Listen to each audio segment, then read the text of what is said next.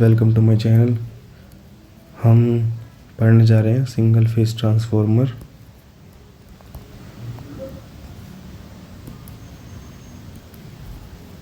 Single phase transformer,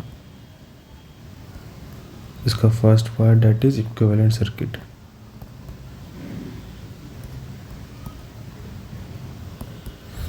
एक ideal transformer अगर हमें बनाना हो तो कुछ ऐसा बनाते हैं हम।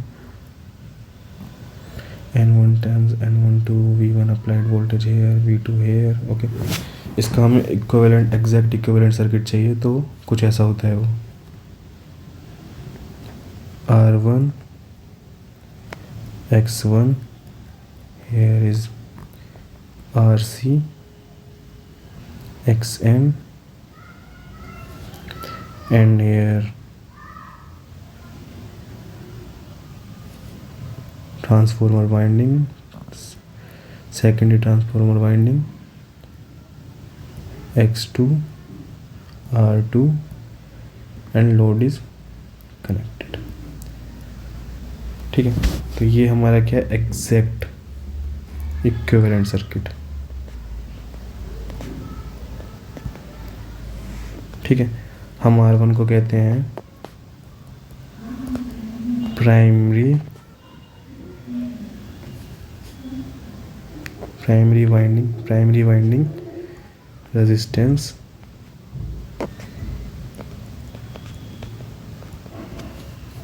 X1 को कहते हैं हम प्राइमरी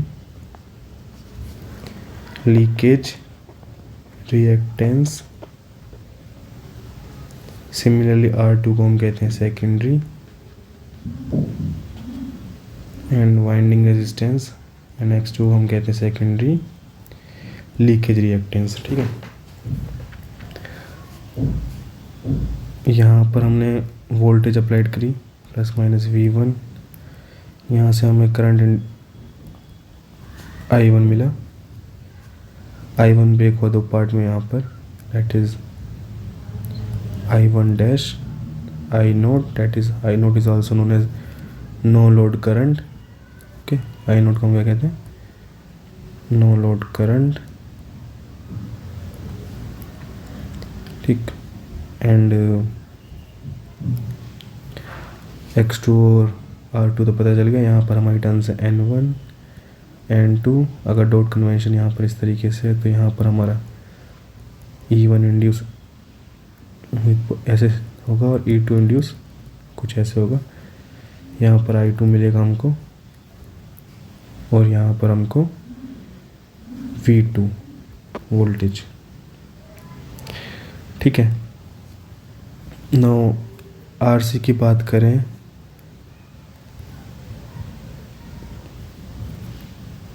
तो RC को हम कहते हैं no load reactance, sorry no load resistance. ठीक है, एंड XM को हम कहते हैं नो लोड रिएक्टेंस और मैग्नेटाइजिंग रिएक्टेंस। ठीक है, अब कुछ वैल्यूज देख लेते हैं। I1 डैश को अगर निकालना हो, जैसे यहाँ पर अगर MMF इक्वल है तो MMF1 equal MMF2 that is I1 dash N1 equals to I2 N2। यहाँ से हमारे पास I1 डैश की आ जाएगी value N2 I2 by N1। ठीक है, और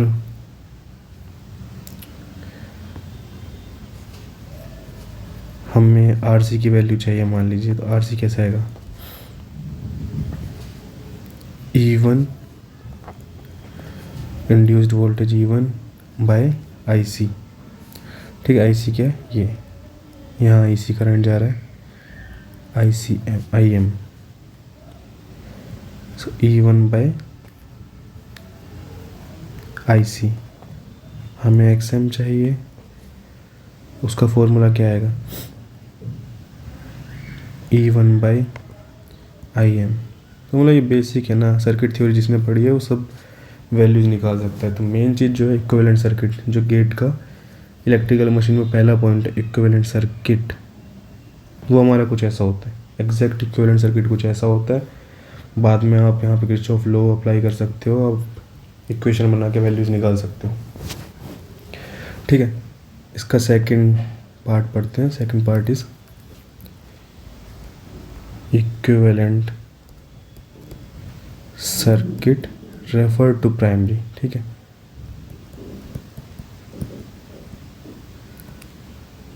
अभी हमको ना प्राइमरी साइड रेफर करना है इसको, जो सेकेंडरी साइड हमारा था। तो किसी भी क्वांटिटी को अगर सेकेंडरी सर्किट में हो उसे प्राइमरी में रेफ़र करना है तो कैसे करते हैं। लाइक मान लीजिए हमारे पास ऐसे कुछ है, यहाँ पे मैं कोई भी पैरामीटर मान लेता हूँ Z1। ठीक, और यहाँ मैं पैरामीटर मान लेता हूँ Z2, और यहाँ हमारे टर्म्स N1 N2।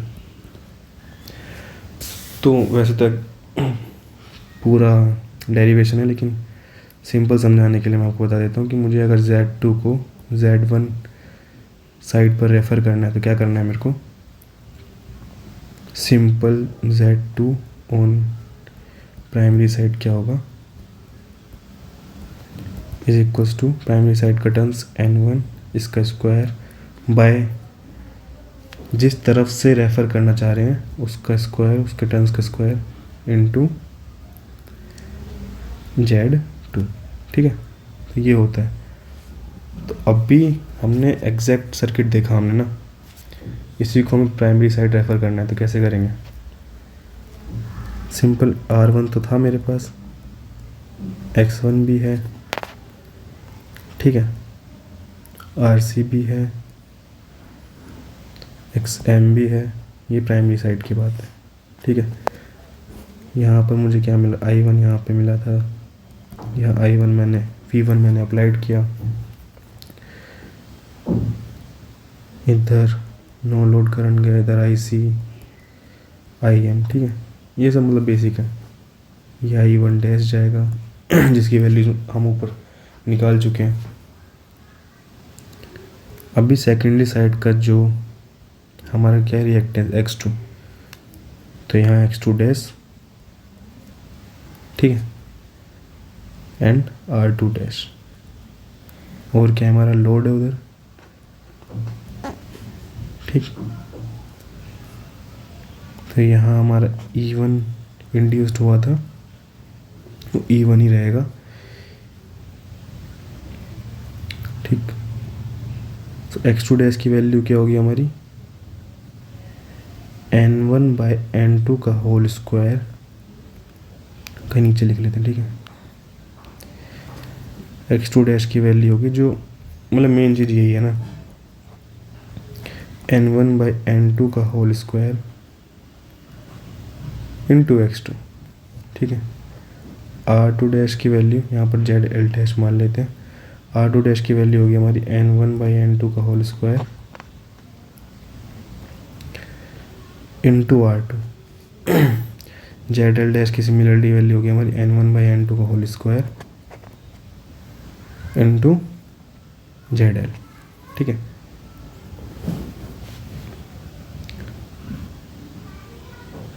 अभी हम जब E2 को हम प्राइमरी साइड, ये जैसे यहाँ पर E1 यहाँ था ना, यहाँ E1 है, यहाँ पर E2 इंड्यूस हुआ ना, अगर ऊपर देखें हमारा E2 इंड्यूस हुआ। अभी हमें E2 को प्राइमरी साइड रेफ़र करना है, तो E2 की वैल्यू क्या हो जाएगी, वो E2 डैश वो होगी हमारी N1 by N2 into E2। ठीक है, I1 डैश हमें पता ही है, वही रहेगा I1 डैश।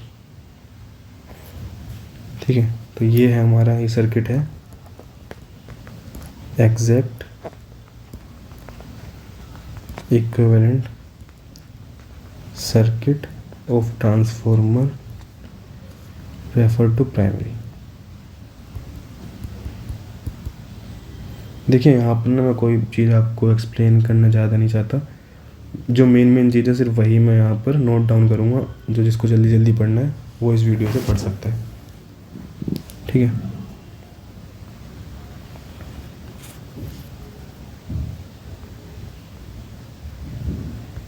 अभी इसका नेक्स्ट पॉइंट,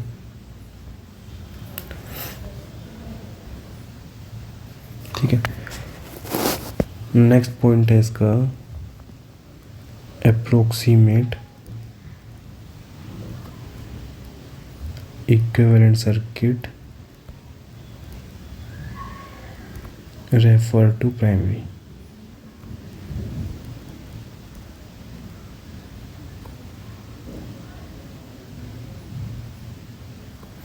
ठीक है,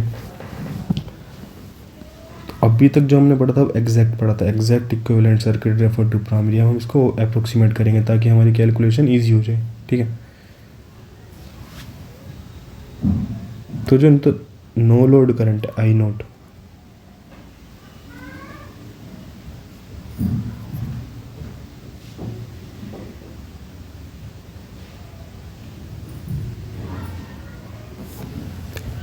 जो आई नोट है वो ट्रांसफार्मर में 2 से 6% होता है किसका, फुल लोड करंट का। ठीक है, फुल लोड करंट का 2 से 6%। ठीक है, मतलब जो हमारी शंट में जो आई नोट जा रहा था, जो डिवाइड हो रहा था बाद में आर सी एक्स एम, तो ये 2 से 6% होता है। ठीक, तो मैं अगर देखूं, इससे पहले हमारा क्या R1 है ना इधर, एंड X1, तो जो I note into R1 plus J X1, ये जो ड्रॉप है ना, ये बहुत स्मॉल होता है। ठीक है, क्यों? क्योंकि ये 2 से 6% है फुल लोड करंट का फुल रेट। आई नोट जो है 2 से 6% है, और यहाँ पे जो वोल्टेज ड्रॉप होगा इसलिए स्मॉल होगा। तो इससे फ़र्क नहीं पड़ता अगर मैं इसको यहाँ इस ब्रांच को हटाकर यहाँ लगा दूँ। ठीक है, तो मेरा अप्रोक्सीमेट सर्किट क्या बन जाता है इससे, कुछ ऐसा।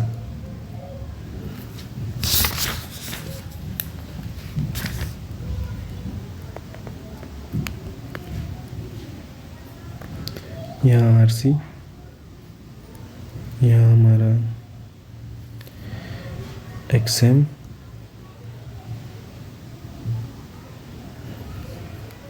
ठीक है, ये हमारी आ गई ब्रांच R1 X1। सिर्फ इतना ही काम करना है। ठीक है, तो ये तो होगा मेरी प्राइमरी साइड। अब सेकेंडरी साइड को मैंने यहाँ पर करना है, तो यहाँ पर मेरा क्या आएगा X2 डैश, और यहाँ पर क्या आएगा R2 डैश, और here ZL dash. Value same रहेंगी इसकी। ठीक है, ये वैल्यू सेम रहेंगी। तो यहाँ पर क्या है, V1 अप्लाई किया, मेरे को I1 मिला, I1 डिवाइड हुआ आई नोट में, no load current, and here I1 dash is equal to, आपको पता ही है, यहाँ R1 X1 X2 की वैल्यू पता है, X2 डैश की वैल्यू पता है, R2 डैश की वैल्यू पता है, ZL डैश की वैल्यू पता है। एंड यहाँ पर E1 होगा, E1 which is also equal to E2 N1 by N2। ठीक है, इस इक्वेशन को हम ऐसे भी समझ सकते हैं कि हमें पता है कि E1 बाई E2 क्या होता है हमारा, N1 बाई N2। ठीक, तो ये जो सर्किट है इसको कहते हैं हमें approximate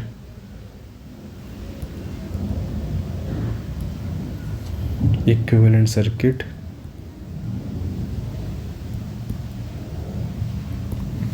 refer to primary side.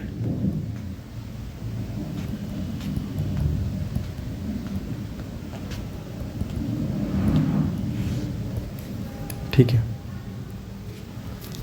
अभी नेक्स्ट पॉइंट आता है अप्रोक्सीमेट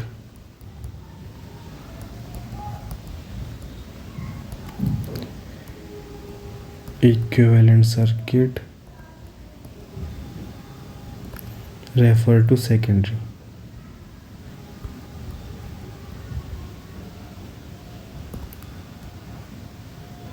ठीक है, इसमें क्या करना है, पहले सेकेंडरी को हमको वैसे ही छोड़ देना है, जैसे यहाँ पे क्या था X2, यहाँ क्या है R2 एंड ZL है। ठीक है, अब हम जो है प्राइमरी को सेकेंडरी की तरफ रेफ़र कर रहे हैं, तो क्या करेंगे, यहाँ मेरा आएगा R1 डैश, ठीक है, यहाँ आएगा मेरा X1 डैश, ठीक है, और यहाँ मेरी एक शंट ब्रांच होगी जिसमें होगा हमारा RC dash and XM dash, यही सब होगा। और यहाँ हमारा V1 होगा, ऐसा रेफ़र कर रहे हैं तो V1 होगा हमारा V1 डैश।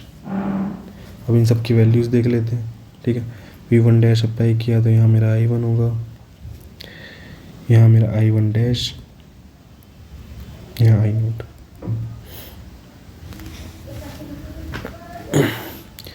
डैश डैश कर लेते हैं, ठीक है, यहाँ रहने देते हैं यार, कंफ्यूज हो जाएगा ना। तो मेरा RC डैश की वैल्यू क्या होगी, RC by N2 by N1 का होल स्क्वायर, क्योंकि हम सेकेंडरी साइड रेफर कर रहे हैं इसलिए N2 ऊपर है। सिमिलरली XM डैश की वैल्यू होगी मेरी N2 बाई N1 का whole square into XM। Similarly for R1 dash X1 dash ये सब निकल जाएगा, ठीक है। अभी मेरा जो यहाँ पे I1 था जो, उसकी मेरी वैल्यू हो जाएगी इधर N1 बाई N2, ठीक है, एंड मेरा जो I0 इधर था वो I0 की वैल्यू हो जाएगी मेरी I0 N1 बाई N2,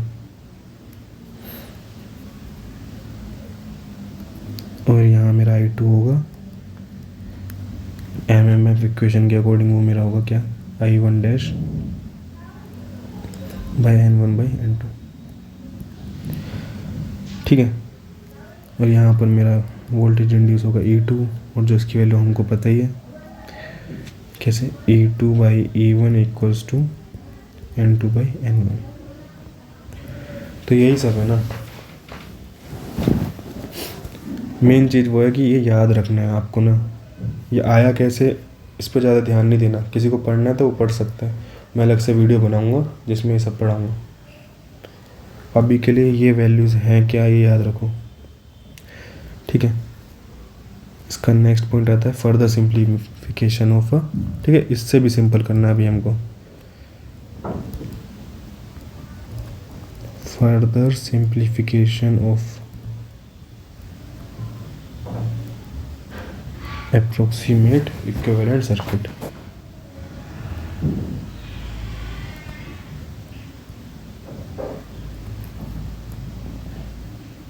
ठीक है, अभी मेरे को पता है जो नो लोड करंट है डेट इज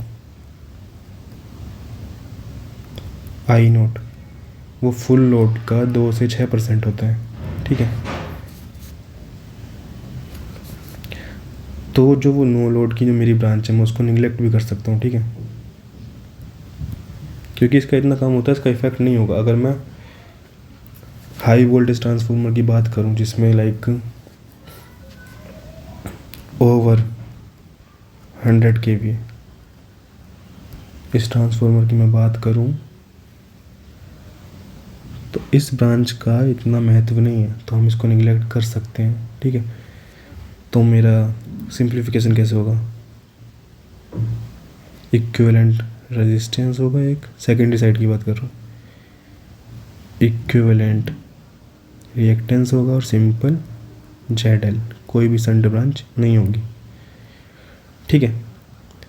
अब भी इससे भी फर्दर सिंप्लीफिकेशन हो सकता है, कैसे, अगर मैं बात करूं ओवर 500 kVA मेरा ट्रांसफार्मर इस टाइप का है, तो जो रेजिस्टेंस है ना वो ड्रॉप बड़ा नेग्लिजिबल होगा एज़ कम्पेयर टू रिएक्टेंस। तो मैं सिंपल कैसे कर सकता हूँ,